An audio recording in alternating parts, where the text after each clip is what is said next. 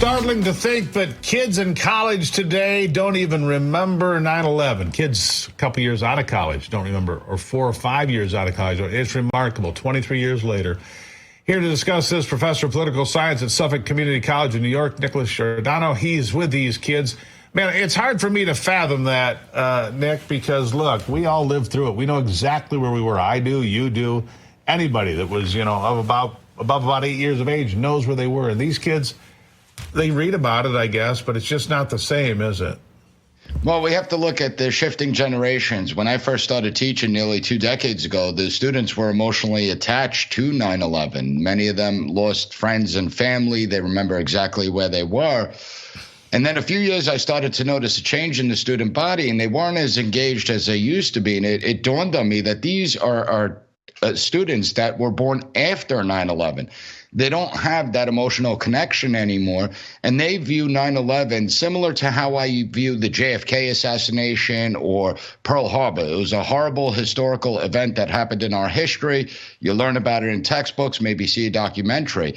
And it really is profound, but it's not just a generational shift. It's also a failed education system.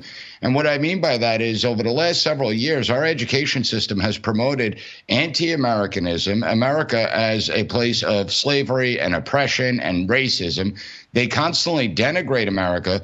And I just put out a piece in Campus Reform, so go to campusreform.org, check it out, where 30% of Gen Zers believe that Osama bin Laden had the right ideas. I mean, we're talking 23 years later, and this is a disgrace to the 3,000 lives lost on that day.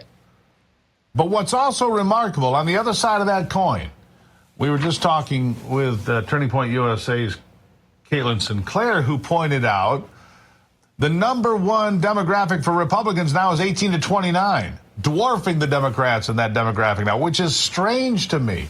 The biggest part of Democrats, their demographic now is 65 plus. So there's hope in young people. In fact, I talked to some teenagers yesterday, I was just talking about this, who watched the debate, had hoped that Trump would be better at taking down Kamala Harris, but said we would never vote for Kamala Harris. Can't stand her. So there's hope out there, Professor. There is. There is hope, and I think a lot of it has to do with 2 years of their lives being stolen from them during the coronavirus pandemic, where they were socially isolated and couldn't attend schools. And so there is hope, and we can fix this problem. We need to reintroduce a civics education that promotes America, promotes American values and ideals, and shows the ability that America is an exceptional nation, that we are a force for good, that we return to a love of country. An education system is built to create good citizens within the country, learn about the Constitution and the Bill of Rights and the Declaration of Independence. This thing right here in my hand, the Declaration of Independence, the Constitution, the Bill of Rights, and all of the amendments to the United States Constitution, this should be required reading in elementary school, middle school, and high school to different extents and understanding.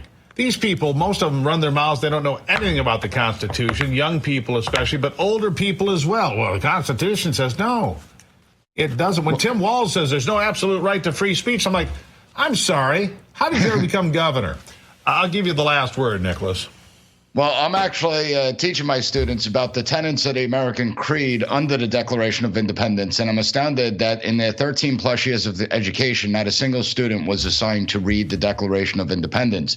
That's what we need to change, and I believe if we change that, we will reignite the patriotism that we used to see in this country. Well, I hope you're right, Professor. Keep the good fight going, my friend, and thank you for being here. Always a pleasure, Steve.